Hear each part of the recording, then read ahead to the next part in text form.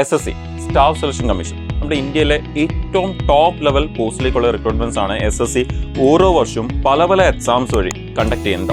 അപ്പോൾ SSC ഒരു വർഷം നടത്തുന്ന എക്സാംസ് നോക്കിക്കഴിഞ്ഞാൽ 10+ എക്സാംസ് SSC നടത്തുന്നുണ്ട്. ഇത് കൂടാതെ ഈ ഒരു എക്സാംസ് ഒക്കെ വഴി SSC ഓൾമോസ്റ്റ് 1 lakh+ പോസ്റ്റുകൾക്കാണ് ഓരോ വർഷവും ഈ റിക്രൂട്ട്മെന്റ് കണ്ടക്ട് ചെയ്യുന്നത്. ഈ വർഷത്തെ എക്സാംസ് ഒക്കെ ഓൾമോസ്റ്റ് കഴിഞ്ഞു.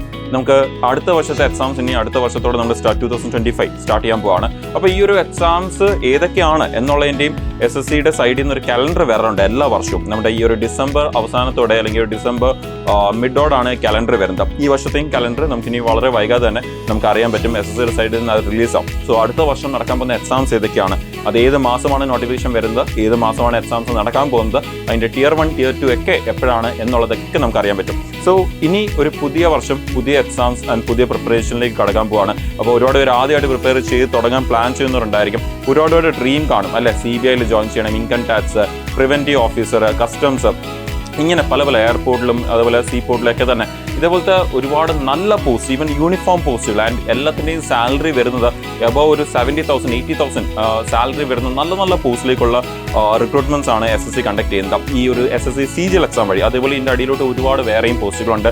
വേറെയും വളരെ നല്ല ഒരു 30,000-40,000+ സാലറി വരുന്ന പോസ്റ്റുകളാണ് എല്ലാം തന്നെ.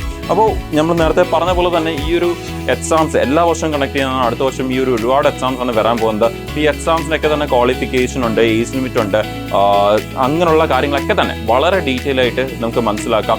ആൻഡ് നമുക്ക് പ്രിപ്പറേഷൻ സ്റ്റാർട്ട് ചെയ്യാം നമ്മുടെ അടുത്ത വർഷത്തേക്ക്. നിങ്ങൾക്കറിയാം, അടുത്ത വർഷം ഈ പ്രിപ്പറേഷൻ നമ്മൾ നേരത്തെ തുടങ്ങിയില്ലെങ്കിൽ നമുക്ക് ആ ഒരു സമയമാകുമ്പോൾ നമുക്ക് തുടങ്ങാൻ കഴിഞ്ഞാൽ നമുക്ക് ഒരിക്കലും എക്സാംസ് ക്ലിയർ ചെയ്യാൻ പറ്റത്തില്ല. അപ്പോൾ ഇപ്പം കോളേജിൻ്റെ ഫൈനൽ ഇയറിലൊക്കെ ഉള്ളവരായാലും ശരി, പ്രിപ്പയർ ചെയ്തുകൊണ്ടിരിക്കുന്നവരായാലും ശരി, ഇപ്പം പ്രിപ്പയർ ചെയ്ത് തുടങ്ങി കഴിഞ്ഞാൽ നിങ്ങൾക്ക് അടുത്തൊരു 3 to 5 months ഇടയ്ക്ക് ഈ പ്രിപ്പറേഷനൊക്കെ കംപ്ലീറ്റ് ചെയ്ത് വളരെ നല്ലപോലെ നമ്മുടെ ഈ നോട്ടിഫിക്കേഷൻസ് വരുമ്പോൾ തൊട്ട് നിങ്ങൾക്ക് പ്രിപ്പയർ ചെയ്ത് തുടങ്ങാം.